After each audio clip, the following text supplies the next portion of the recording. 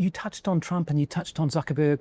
Do you understand this whole tech bro Trump alliance, or was that something that you saw coming? Because Silicon Valley always used to be quite sort of left of centre, didn't it?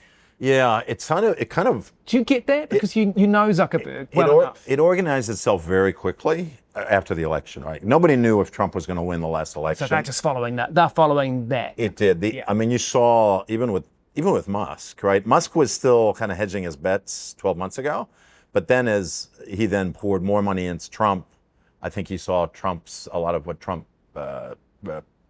espouses aligns with where Musk wants to go, and definitely the kind of anti-regulatory bent of Trump versus what Biden was seen as much more hell bent on regulation and preventing mergers and stuff. That Trump was lining up economically with where Musk wanted to go. But when the election happened, I was struck by how quickly Jeff Bezos and the Google guys and Mark Zuckerberg sort of rushed to Trump's side. Now, I don't see what's going on in the background. Maybe that was going on for a while.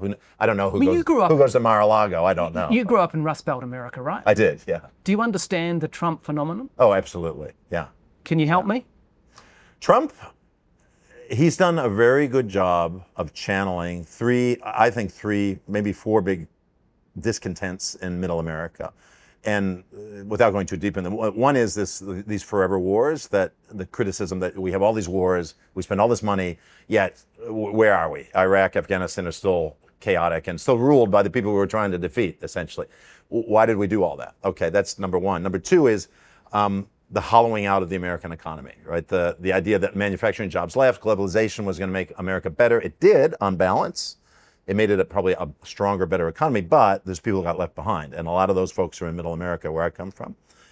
And then the third is immigration. And so as people were in those communities, they've kind of lost their jobs, the factory shut down, their sons or daughters went to Iraq and came back dead or worse, injured in different ways. And now they're saying, well, then these immigrants are coming in and taking our jobs.